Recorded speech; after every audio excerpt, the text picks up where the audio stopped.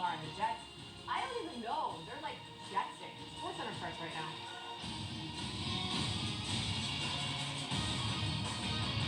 If your message last week was buckle up to the Cowboys, what's your message after? They weren't buckled up. Oh, we out the tunnel. With the plays that if you aren't talking about them, then what do you do? Guess what? The Cowboys, they didn't listen. Cowboys taking on the Panthers, and their former running back, Ricky Dowdle, was there for 5 seasons. They know what he can do, and clearly they weren't paying attention to last week, because this week he went off and did almost the exact same thing. 239 scrimmage yards, and much more than us on that. Have you ever seen a dolphin in a circus? No. Have you ever seen a dolphin make a circus catch? Yes. Jalen Waddle just made one. Yes. Look at that, rolling out of bounds, but not before securing the ball. I feel like Ringling Brothers juggling that. It was efficient. Kyron Williams, this is the Rams and the Ravens. Okay, no. Williams is split, like wide out. Matthew Stafford has making time. Oh, he's falling down. I actually think if we're ranking them, which we will later. He balled with it. Yeah. Right. Tez Johnson was straight flipping out He was so for the Bucs good. against the Niners. Baker Mayfield, tremendous throw. Tez makes an awesome play on the ball, catching with the fingertips. Right here, though, I mean, look like he's about to try out for a Cirque du Soleil or something. Ground off into a back tuck with a twist. Okay, Tez, we see you. I mean, if I weighed 142 pounds, I'd probably be able to fly too, but I haven't weighed that since probably 6th grade. Look, we all have to know these things about ourselves. More on Baker and the Bucs coming up. Tim Hasselbeck is also here. It's time for our opening drive, and I'm proud of us because that name has stuck around for at least 3 weeks. Lions and Chiefs, and yes, the Chiefs playing in primetime again. Jared Goff trying to remain the only quarterback undefeated in multiple matchups against Patrick Mahomes. Watch him here. We get trickery. Goff? Is that Goff with a touchdown? Goff motions out to the receiver. David Montgomery got the direct snap, but the problem here is Goff never took a step back under center to establish himself as a back. He stayed in motion, and so they were called for illegal motion, and then the Lions had to settle for a field goal. 4 minutes left in the first quarter. Chiefs trying to respond. They're down 3-0. Mahomes to Juju Smith-Schuster.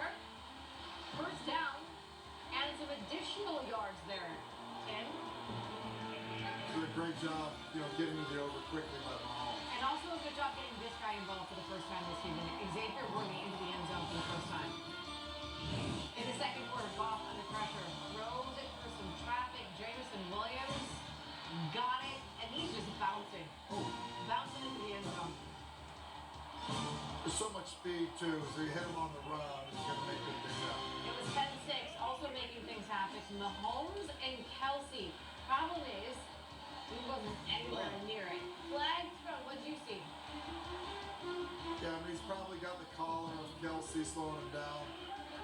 Dan Campbell doesn't like it, but he probably would agree. 2 plays later, led to this. Mahomes, I do it myself. Chiefs lead 13-10 at the half. We go to the third quarter, still 13-10. This time, it worked between Mahomes and Kelsey.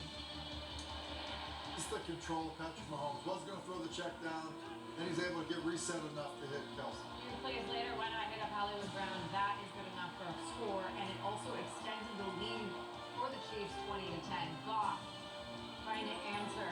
Screen pass to Montgomery. He's taken down inside the 10. Lions fighting to stay alive. Then early fourth quarter, still the same drive, and Goff the back of the end zone. This catch from Sam Laporta.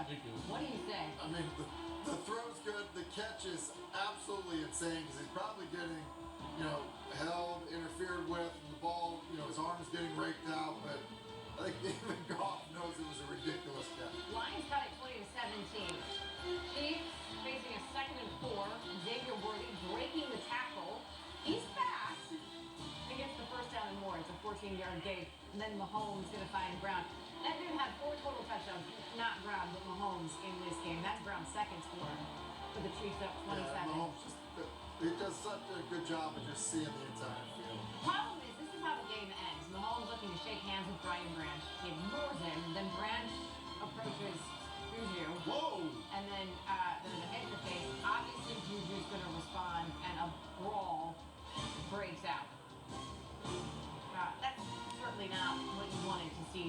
the end of that game. There's a lot happening there. Chiefs did win it 30-17, but naturally, instead of talking about the game, we now have to talk about the fight.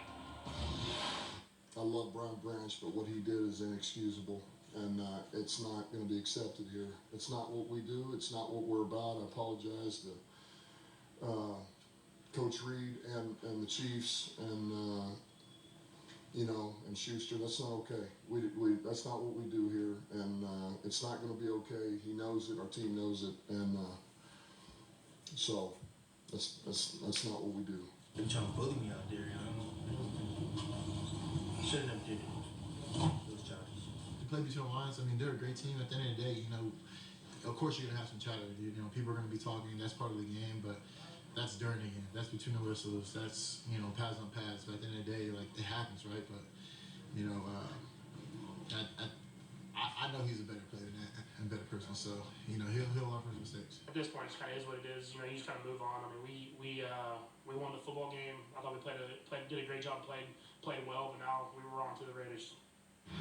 I squashed some of it, but not squashed is the fact, Tim, that the Lions were clearly frustrated by Patrick Mahomes in this game. Well, they probably weren't expecting to see speed option at the goal line. That's hard to defend. It's also hard to defend these RPOs where the back is going towards where you're throwing the football. There's so many wrinkles in this Chiefs offense.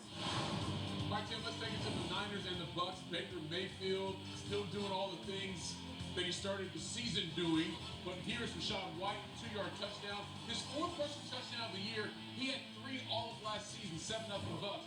But here, Tim, you do not want to see this for the 49ers, and especially for Fred Warner. Gets rolled up by his own teammate, suffered a broken and dislocated ankle, done for the year.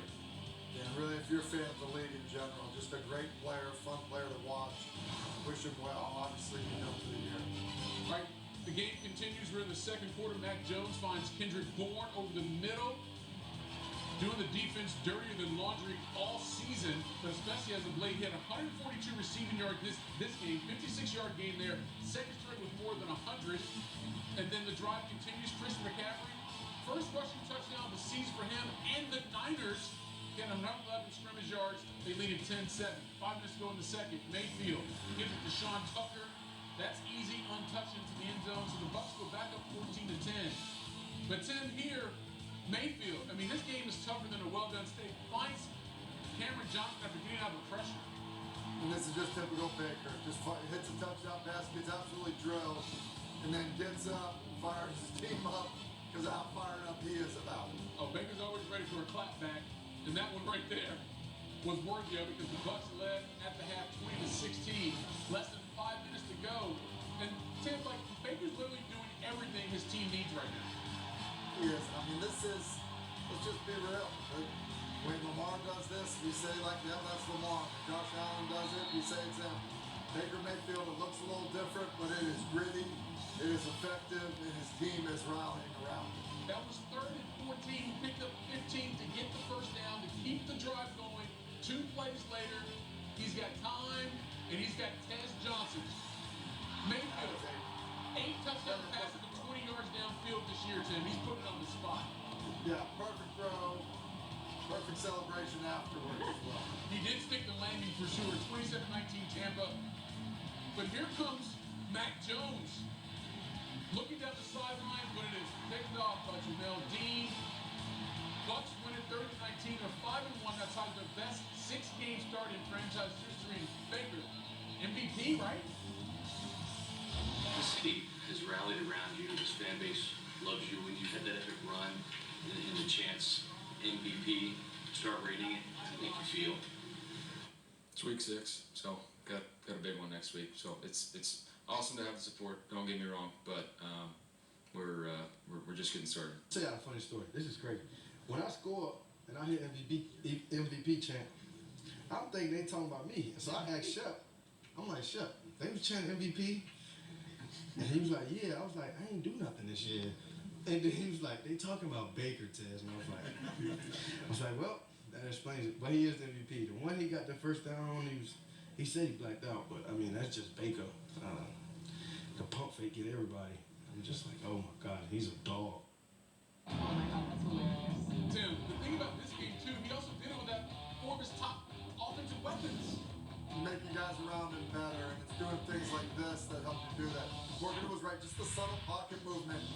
second window throw. You're exactly right, making guys around him better because he's playing at such a high level. It's really the best thing you can say about a quarterback. Same thing happens here.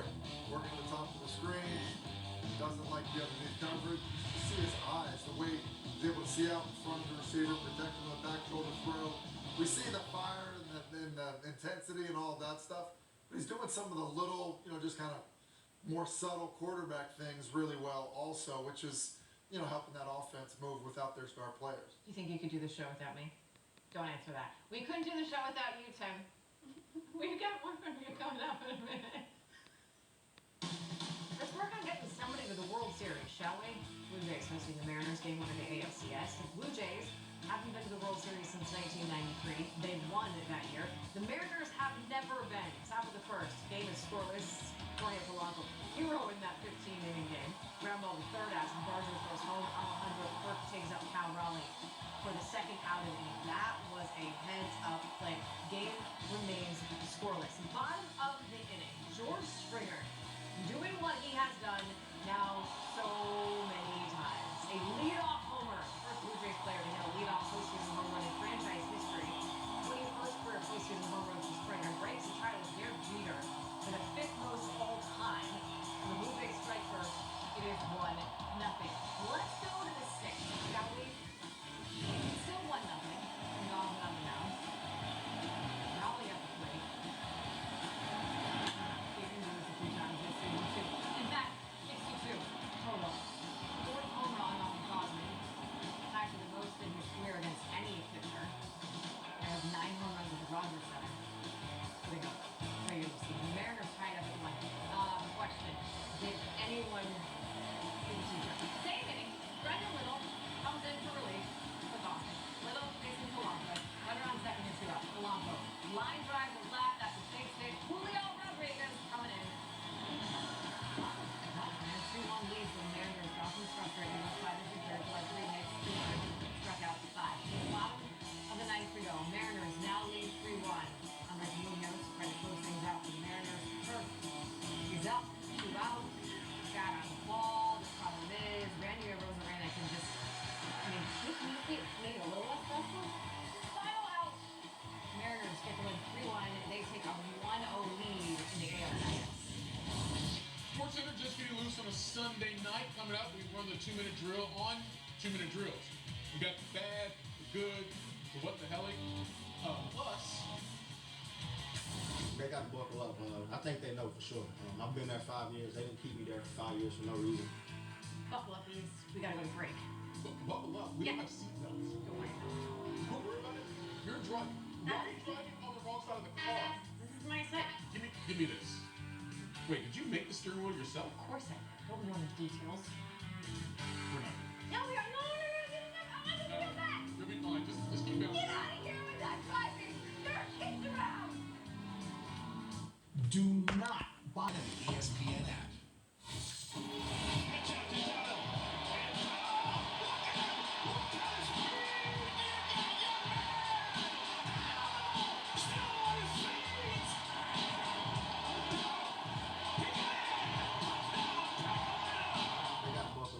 I think they know for sure.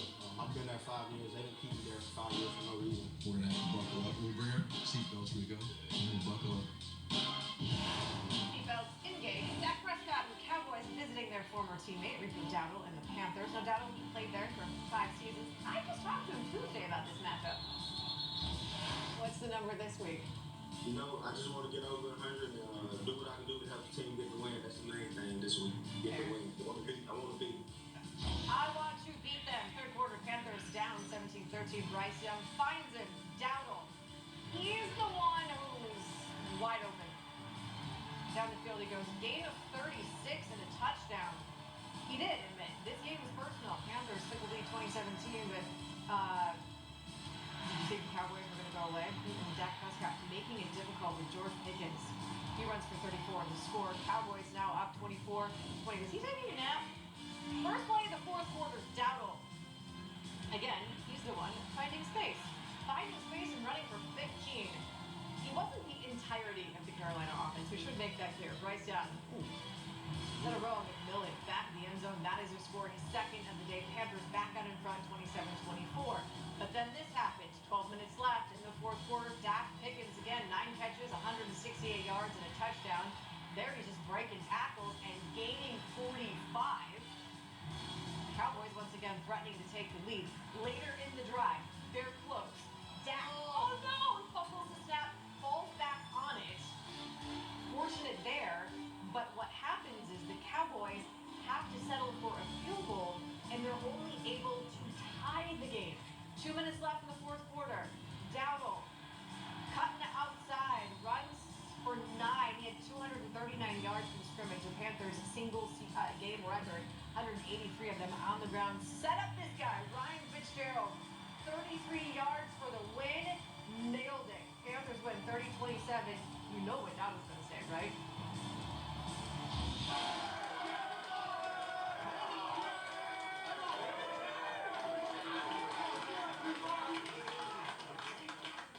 Rico Dowdle. Team record. 239 yards from scrimmage.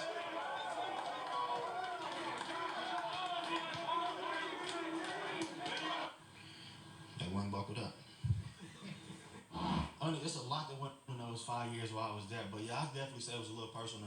Just wanted to get the win and have a great performance from my end. He told us to buckle up, and he went and had a hell of a game. And credit to them, they got the best, and they're the better team this afternoon. I mean, his last 2 weeks, Dowdle has more than 200 scrimmage yards each of those games. That's twice as many as the rest of the league has had this entire season. I will say this, it's going to be interesting to see what Carolina does when Chuba Hubbard's calf is better, and then he comes back. Lamar Jackson missed his second straight game Sunday with a bad hamstring, but Ravens coach John Harbaugh said after the game that the hope was for Lamar to be ready after the upcoming bye week and start the October 26th home game against the Bears. Baltimore's managed just 13 total points in the 2 games he's missed, and Lamar's absence was never more felt. They're doing a 2-minute drill Sunday. A perfect segue into this week's 2-minute drill on 2-minute drills, because we had Is it a 2-minute some doozies. Let's start with those Ravens. All right, so they have the ball at the Rams 4. There's a minute 52 remaining in the first half. It's first and goal. Derrick Henry, almost there, but he's short. So now it's second and goal. What they do their version of the tush push with Mark Andrews taking the snap from center instead of Derrick Henry. Okay. He doesn't get in. Guess what they do? Again? They try it again. I mean, it worked for the Eagles. They've been 4 in a row. They are not the Eagles. Got it. And it didn't work for them. Andrews getting the push. Here's John Harbaugh about those 2 attempts. So yeah, we do as well as Eagles, you know? That's obvious. But we can do it well enough to score from inside the run market. All right, so that's the expectation. So now it's fourth and goal. There's 12 seconds remaining. Again, this was a 2-minute drill. They were at the 4, and they did not cash in at all. So much for that, they lost 17-3. Well, the Jets also had a 2-minute situation, lining up to punt 10-6. This is 104 before the half. And look at Darren Rizzi, the special teams coordinator for the Broncos. He's like, something is up. He tries to alert the teams. I mean, he was right. The Jets run a fake punt, and guess what? They needed 1.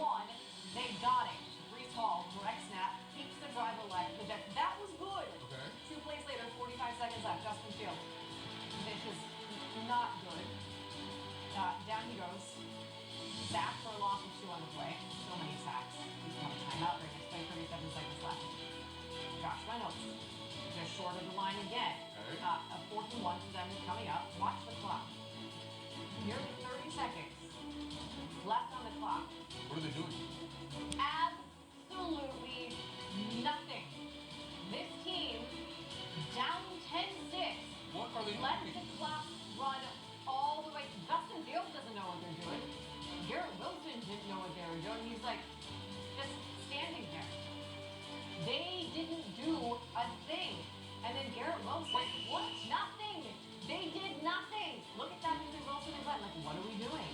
By the way, the Jets lost. Duh. So I knew we were getting the ball back, and I think it was like 3rd and 7, 3rd and 8.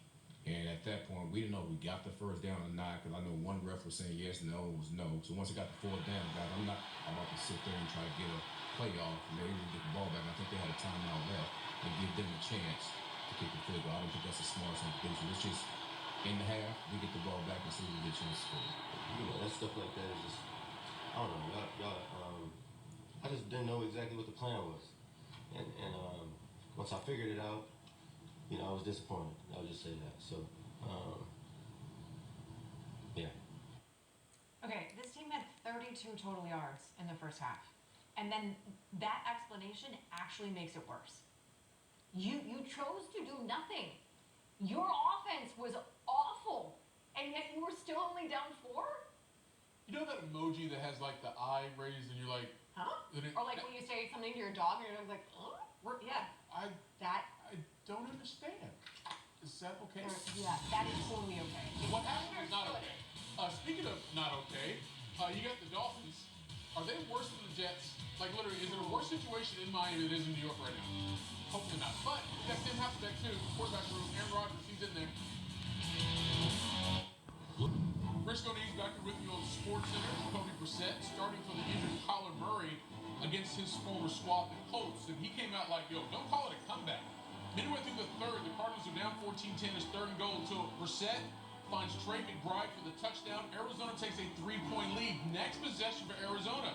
It's tied at 17 now. Brissett, Craig Dortch, he's into the end zone. 10 for 12, 100 yards, 2 touchdowns in the third quarter alone for Brissett. The Cardinals run a touchdown. But Daniel Jones is like, we are down, but we are far from over. Finds Josh Downs, ties the game at 24-all. Early part of the fourth quarter, 2nd and 16, Brissett throws as he's being tackled, complete to Elijah Higgins. He picks up 24 yards. Cardinals cap off the drive with a field goal. They regain the lead. But Jones was like, yeah, we are unfazed and unbothered. 9 minutes to go. Looking for Alec Pierce over the middle. 22-yard gain. Jones was 22 of 30 for 212 yards, and then Jonathan Taylor from 1 yard out. He had 21 carries, 123 yards. Colts back in front, 31-27. But the Cardinals had a chance. 2 minutes to go. Brissett to Michael Wilson makes the catch. Brissett had 340 passing yards. Cardinals in the red zone. Less than a minute to go. It's 4th and 7. Brissett looking for McBride. Incomplete. And McBride was like, why is there not a flag here? Take another look. Definitely some contact. But the Colts hang on to win at 31-27. 5-1. Their best 6-game start since 2009. Then there are the Dolphins taking on the Chargers. That's a fourth quarter Dolphins down 26-13, but they have a 1st and goal. Devon Achane, touchdown. That makes it 26-20. Chargers got the ball back. They punted. 3 minutes to play. Tua now fighting Jalen Waddle.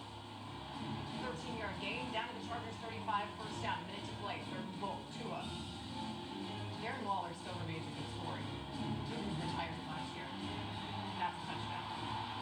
Dolphins take a 27-26 lead. Still time though for Justin Herbert, who apparently is like Hercules. Herbert. Dude is nearly sacked. Yeah. He gets out and passes it to Ladd McConkey. He shakes the defender, and he takes it all the way to the Miami 17 and gets out of bounds.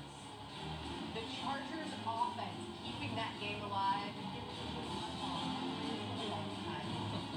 This is how he describes everything. I don't remember that play. When they throw dirt over top of me. That's how great I feel about that. 9 seconds to play. Bring out Dicker the kicker. Cameron Dicker for 33 yards out. Split him. Chargers come back to win 29-27. The Dolphins are now 1-5. No disrespect to the Chargers, but the Dolphins have some issues. I think it starts with the leadership in helping articulate that for the guys, and then what we're expecting out of the guys, right? We're expecting this. Are we getting that? Are we not getting that? We have guys showing up to player-only meetings late, guys not showing up to player-only meetings. Like, there's a lot that goes into that. Do we have to make this mandatory? Do we not have to make this mandatory? So it's a lot of things of that nature that we got to get cleaned up, and it starts with the little things like that.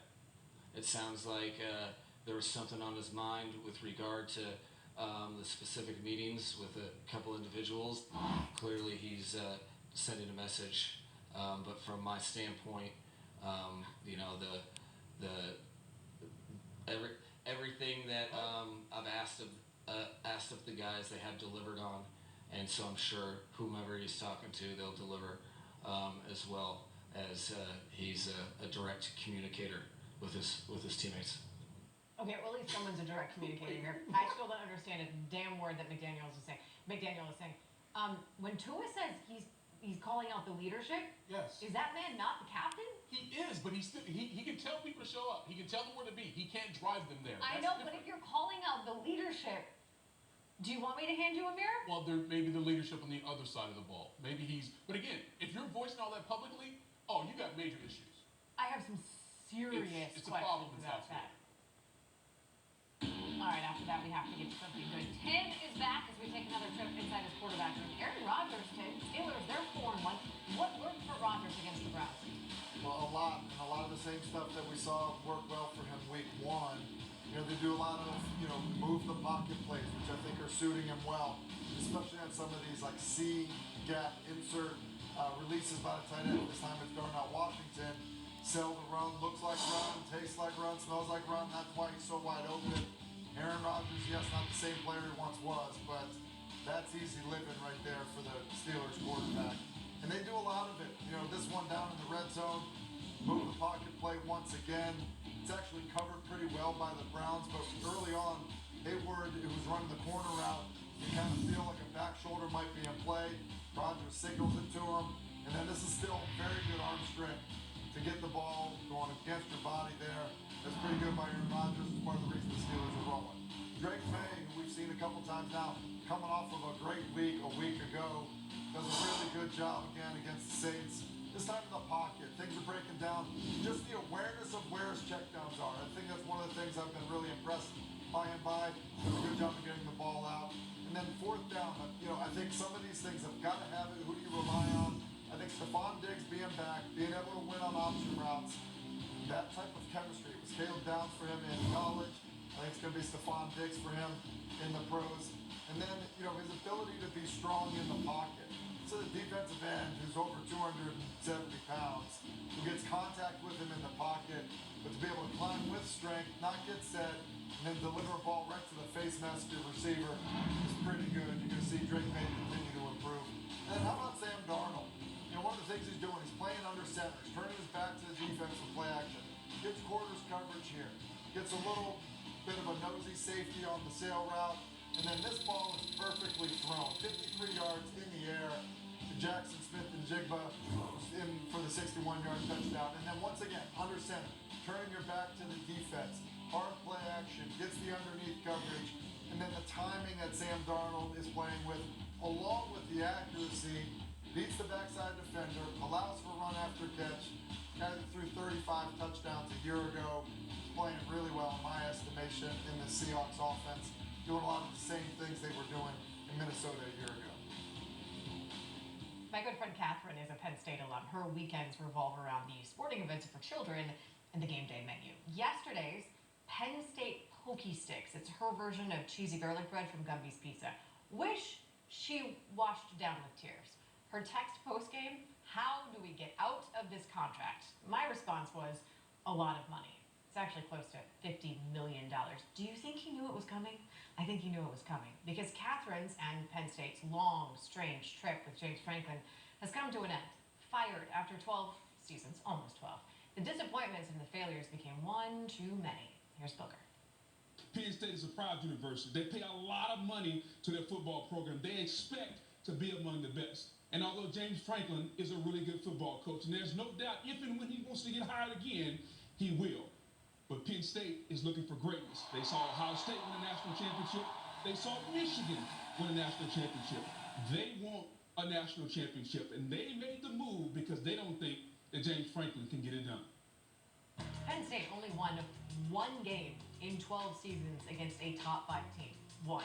They won 4-21 against top 10 teams, and against Ohio State and Michigan, only 4 wins in 21 games. The Nittany Lions this season are 0-3 in conference and 3-3 overall. Are still ahead. The highlight of the Bengals season so far. No, not Joe Flacco replacing Jake Browning. It's the NFL record that was until it wasn't. Oops. Next. Your license. lifestyle, or occupation, you sit inactively way too